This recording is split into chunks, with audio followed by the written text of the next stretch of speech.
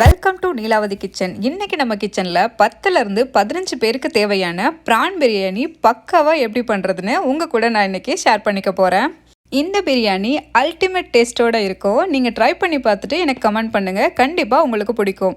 First நம்ம பிரியாணி செய்ய தேவையான பொருட்கள் என்னன்னு பார்த்துட்டு அதுக்கப்புறமா நம்ம பிரியாணி செய்ய ஆரம்பிக்கலாம்.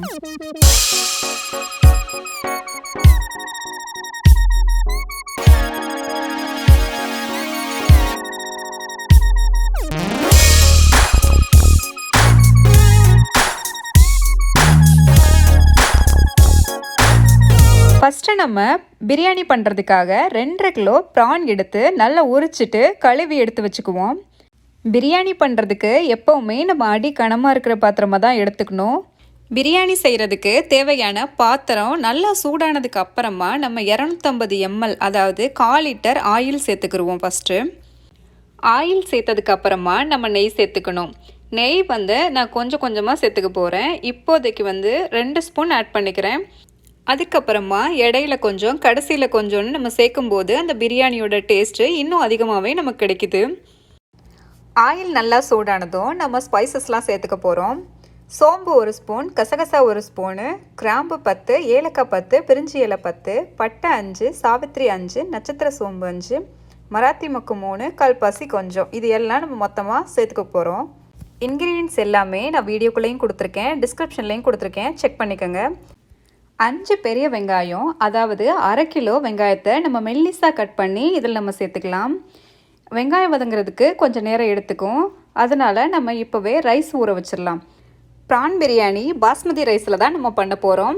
2 கிலோ பாஸ்மதி ரைஸை நல்லா வாஷ் பண்ணிவிட்டு நான் ஊற வச்சுட்டேன். இப்போது சைட்லையே ஆனியன் வதங்கிட்டுருக்கு இல்லையா, அது கூட நம்ம கொஞ்சம் சால்ட்டு சேர்த்துக்கலாம். வெங்காயம் நல்லா வதங்கிட்டு இருக்கட்டும். நம்ம பிரியாணிக்கு எக்ஸ்ட்ரா டேஸ்ட்டு கொடுக்கறதுக்காக கொஞ்சம் பிராணி எடுத்து நல்லா ஃப்ரை பண்ணிவிட்டு இது கூட சேர்த்துக்க போகிறோம். இது இன்னும் டேஸ்ட்டு நல்லாயிருக்கும். 2.5 கிலோ ப்ரானில் நம்ம 2 கிலோவை பிரியாணி செய்யும்போது மசாலா கூட சேர்த்துக்கலாம்.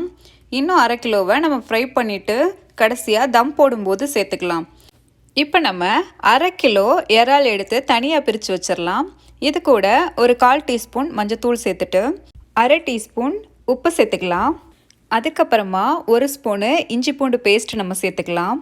இதை நல்லா எல்லா பக்கமும் படுற மாதிரி நல்லா மிக்ஸ் பண்ணி விட்ருங்க. அப்போ தான் நமக்கு எல்லா ப்ரான்லேயும் ஒரே மாதிரியாக உப்பு சார்ந்திருக்கும்.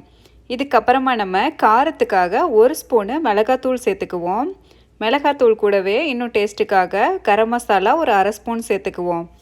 இது கூட ஒரு 1/2 ஸ்பூனு தயிர் சேர்த்துக்கலாம். இப்போ நம்ம 1 ஸ்பூனு கார்ன்ஃப்ளவரும் 1 ஸ்பூனு அரிசி மாவும் சேர்த்துக்கலாம். அவ்வளோதாங்க. இது எல்லாத்தையும் நல்லா மிக்ஸ் பண்ணிடுங்க. தண்ணி எதுவும் நம்ம சேர்க்க வேண்டாம், நம்ம தயிர் சேர்த்துருக்கதே போதும். இப்போ நம்ம ஒரு 10 நிமிஷம் மேரினேட் பண்ணி வச்சிடலாம். அதுக்கிடையில் வெங்காயம் நமக்கு நல்லாவே வதங்கிருச்சு. பாருங்கள், பிரியாணிக்கு இந்த அளவுக்கு நம்ம வெங்காயத்தை வதக்கிடணும். கோல்டன் ப்ரௌன் கலரில் நமக்கு நல்லா வதக்கிடணும். இப்போ ஒரு 1/2 கப்பு இஞ்சி பூண்டு பேஸ்ட்டை நம்ம சேர்த்துட்டு இதில் நல்லா வதக்கிடலாம். இஞ்சி பூண்டு பேஸ்ட்டோட பச்சை வாசனை போகிற வரைக்கும் நம்ம இதை நல்லா வதக்கிடணும். இது நீங்கள் கொஞ்சம் நேரம் கிண்டாமல் விட்டுட்டிங்கன்னா அது நல்லா அடி பிடிச்சிரும். அதனால நான் அப்பப்போ கிளறி விட்டுட்டே இருக்கணும். இப்போ நமக்கு இஞ்சி பூண்டு பேஸ்ட்டோட பச்சை வாசனை எல்லாம் போயிடுச்சு. இப்போ நம்ம 4 தக்காளியை நல்லா குட்டி குட்டியாக கட் பண்ணி இதில் நம்ம சேர்த்துடலாம். கொஞ்ச நேரத்துக்கு தக்காளி நல்லா வதங்கிட்டுருக்கட்டும். நம்ம அதுக்குள்ளே மேரினேட் பண்ணி வச்சுருக்க ப்ரானை நம்ம ஆயிலில் ஃப்ரை பண்ணலாம். ஒரு பேனில் வறுக்கிறதுக்கு தேவையான ஆயிலை நம்ம சூடு பண்ணிவிட்டு ஒரு ப்ரானாக ஆயில் உள்ளே சேர்த்து நம்ம ஃப்ரை பண்ணலாம். இதே போல் ஒவ்வொரு ப்ரானாக உள்ளே சேர்த்துட்டு ஒரு 2லேருந்து 3 நிமிஷத்துக்கு நம்ம இதை நல்லா வேக வச்சிடலாம். இந்த பக்கத்தில் பாருங்கள், நம்ம சேர்த்த தக்காளி ரொம்பவே சூப்பராக வதங்கிருச்சு. இப்போ நம்ம 2 பச்சை மிளகாயும், 1 கைப்பிடி அளவு மல்லித்தலை, 1 கைப்பிடி அளவு புதினா, இதை எல்லாத்தையும் நம்ம சேர்த்து நல்லா வதக்கிடலாம். இந்த புதினா மல்லித்தலையோட பச்சை ஸ்மெல்லு போகிற மாதிரி ஒரு 5 நிமிஷத்துக்கு நல்லா வதக்கிடலாம். இப்போ நம்ம பிரியாணிக்கு தேவையான மசாலா எல்லாம் சேர்த்துக்க போகிறோம்.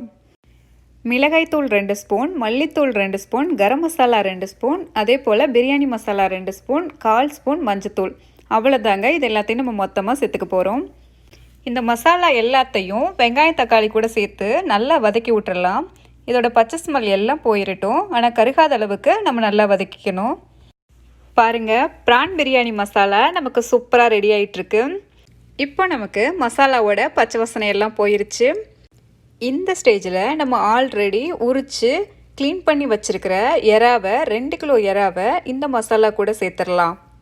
நான் பிரியாணிக்கு பெரிய எறாவாக எடுத்திருக்கேன். உங்களுக்கு சின்ன எறா கிடச்சா கூட நீங்கள் சேர்த்துக்கலாம். எனக்கு இங்கே ஷ்ரிம்ப்னு கிடைக்கிது. இது ஆல்ரெடி உரித்து க்ளீன் பண்ணி இருந்தது. நம்ம வாஷ் பண்ணிவிட்டு அப்படியே சமைச்சிக்கலாம். நம்ம வீட்டில் வாங்கும்போது நம்ம உரிச்சிட்டு அந்த நடுவில் போகிற ஒரு ப்ளூ கலரில் இருக்கும் இல்லையா, அதை நம்ம எடுத்துகிட்டு தான் நம்ம சமைக்கணும். பாருங்கள், இப்போ இறால் நல்லா வதங்கிட்டுருக்கு.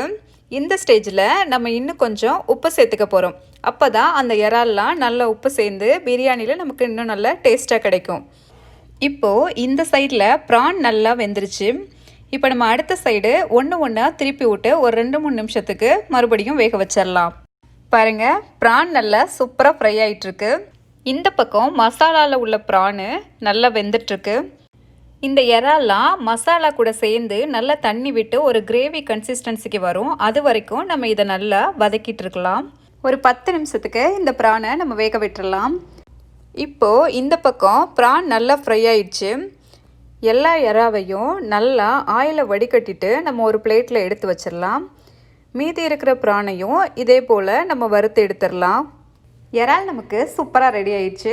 இப்போ நம்ம இதில் 5 ஸ்பூன் தயிர், அதாவது அரை கப்பு தயிர் சேர்த்துக்கலாம். தயிர் பிரியாணியில் ஒரு சூப்பரான டேஸ்ட்டு கொடுக்கும் நம்மளுக்கு. இதை நல்லா மசாலா கூட மிக்ஸ் பண்ணி விட்டுருங்க. நம்ம வீட்டுக்கு விருந்தாடி யாராவது வந்தாங்கன்னா கூட, இல்லை நம்ம வேறு எங்கேயாவது பிளான் பண்ணி வெளியில் கிளம்புறதுனா ஒரு 10-15 பேருக்கு நம்ம செய்ய வேண்டியிருக்குன்னா இந்த பிரியாணி நீங்கள் கண்டிப்பாக செய்யலாம்.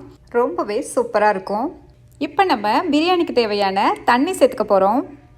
நான் இந்த கிளாஸில் 3 கிளாஸு ரைஸ் எடுத்திருந்தேன். இது 2 கிலோ ரைஸுக்கு ஈக்குவலாக இருந்தது. அப்போ நம்ம பிரியாணிக்கு 7 கப்பு தண்ணி சேர்த்தா சரியாக இருக்கும். நம்ம தம் போடுறதுனால கூட 2 கிளாஸ் சேர்த்து 9 கிளாஸ் தண்ணி வைக்க போகிறோம். இது கரெக்டாக இருக்கும்.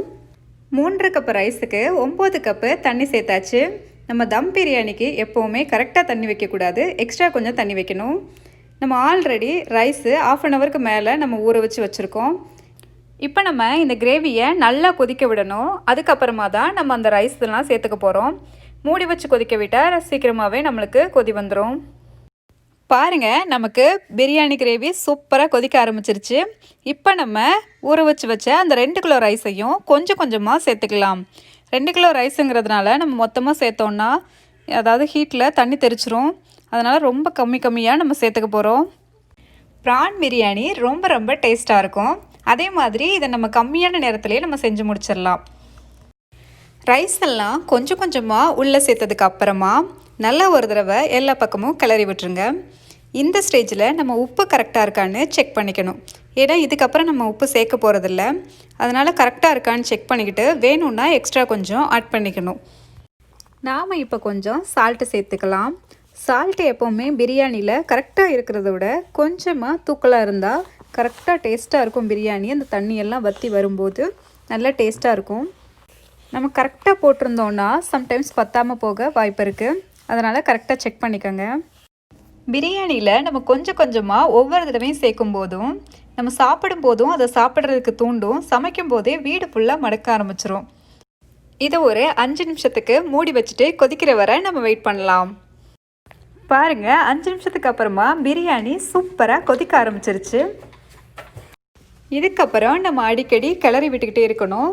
நம்ம கொஞ்சம் நேரம் அதை கிளறி விடாமல் விட்டோம்னா கூட கீழே அடி பிடிச்சிரும். அடி பிடிச்சிருச்சுன்னா அந்த பிரியாணியோட வாசம் வேறு மாதிரி வர ஆரம்பிச்சிரும். அதனால் நம்ம கேர்ஃபுல்லாக 2 நிமிஷத்துக்கு ஒரு தடவை நம்ம அதை கிளறி விட்டுறணும். பிரியாணி நமக்கு சூப்பராக தயாராகிட்டுருக்கு. இப்போ நம்ம பக்கத்துலேயே ஒரு பாத்திரத்தில் தண்ணி வச்சு அதை சூடு பண்ண ஆரம்பிச்சிடலாம். இதை நமக்கு தம் போடுறதுக்கு இது யூஸ் ஆகும். தண்ணி கொஞ்சம் நேரம் சூடாகட்டும். இந்த பக்கத்தில் பிரியாணி நமக்கு ஆல்மோஸ்ட்டு வேக ஆரம்பிச்சிருச்சு. இன்னும் கொஞ்சம் தண்ணி கிடக்கு. அது கொஞ்சம் வற்றினதுக்கு அப்புறமா நம்ம தம் போட ஸ்டார்ட் பண்ணிடலாம். இந்த பிரியாணியை நாங்கள் எங்களோட ஃப்ரெண்ட்ஸ் எல்லாருமா சேர்ந்து சூப்பராக என்ஜாய் பண்ணி சாப்பிட போகிறோம். நீங்களும் இதே மாதிரி ட்ரை பண்ணி பார்த்துட்டு எனக்கு கமெண்ட் பண்ணுங்கள். நம்ம ப்ரான் பிரியாணி செய்யும்போது எந்த எறா கிடைச்சாலும் நம்ம செய்யலாம். பெரிய எறா மட்டும்தான் செய்யணும்னு அவசியம் இல்லை. சின்ன எறா கிடைச்சாலுமே நம்ம சூப்பராக செய்யலாம். பிரியாணியில் நம்ம நெய் சேர்க்கறதுனால சீக்கிரமாகவே அடிப்பிடிக்க ஆரம்பிக்கும். அதனால் நம்ம அப்பப்போ கிளறி விட்டுக்கிட்டே இருக்கணும். அதுவும் கடைசி ஸ்டேஜ்லலாம் ரொம்ப அப்பப்போ கிளறி விட்டுறணும். பாருங்கள், நமக்கு தண்ணி எல்லாம் வற்றிட்டு சூப்பராக பிரியாணி ரெடி ஆயிடுச்சு. இந்த மாதிரி ஸ்டேஜில் நம்ம தம் போட்டோம்னா பிரியாணி நல்லா உதிரி உதிரியாக சாப்பிட்றதுக்கு ரொம்ப சூப்பராக இருக்கும்.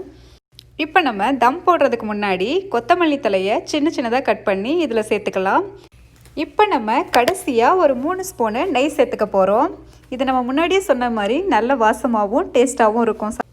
நெய் சேர்த்ததுக்கு அப்புறமா 1/4 ஸ்பூனு மிளகுத்தூள் சேர்த்துக்கங்க. நான் என்கிட்ட க்ரஷ்டு பெப்பர் இருக்கிறதுனால நான் அதை சேர்த்துக்கிறேன்.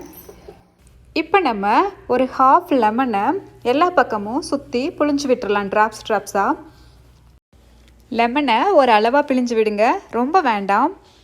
லெமன் ஒரு நல்ல ஃப்ளேவர் கொடுக்கும் இந்த பிரியாணிக்கு. இப்போ நம்ம கடைசியாக நம்ம 1/2 kg ப்ரான் ஃப்ரை பண்ணி வச்சுருக்கோம் இல்லையா, அதை ஒன்றா இது உள்ளே சேர்த்துக்குவோம்.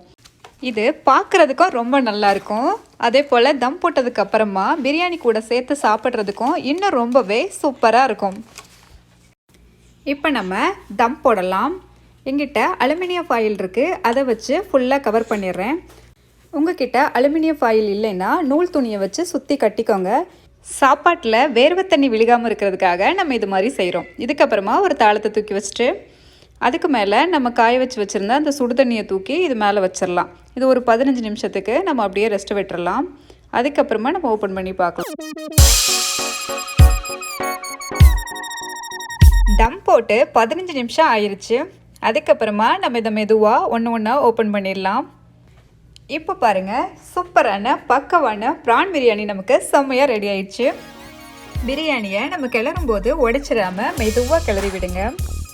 இந்த ப்ரான் பிரியாணி கூட நம்ம ப்ரான் கிரேவி, ப்ரான் ஃப்ரை, தயிர் பச்சடி இப்படி எது வேணாலும் சைடிஷாக வச்சு நம்ம சர்வ் பண்ணிக்கலாம். ரொம்ப சூப்பராக இருக்கும். நாங்கள் எங்கள் ஃப்ரெண்ட்ஸுகளோடு சேர்ந்து இந்த பிரியாணியை என்ஜாய் பண்ணி சாப்பிட போகிறோம். நீங்களும் இதே போல் ட்ரை பண்ணி பாருங்கள். கண்டிப்பாக உங்களுக்கு பிடிக்கும். இந்த வீடியோ உங்களுக்கு பிடிச்சிருந்துச்சுன்னா லைக் பண்ணுங்கள், ஷேர் பண்ணுங்கள், கமெண்ட் பண்ணுங்கள். மறக்காமல் நம்ம சேனலை சப்ஸ்கிரைப் பண்ணுங்கள். கூடவே பெல் ஐக்கானையும் கிளிக் பண்ணுங்கள். அப்போ தான் நான் போடுற ஒவ்வொரு வீடியோவும் உங்களை உடனுக்குடன் வந்து சேரும். மீண்டும் புத்தம்புது வீடியோக்கள் உங்களுக்காக காத்திருக்கு. தேங்க்ஸ் ஃபார் வாட்சிங்.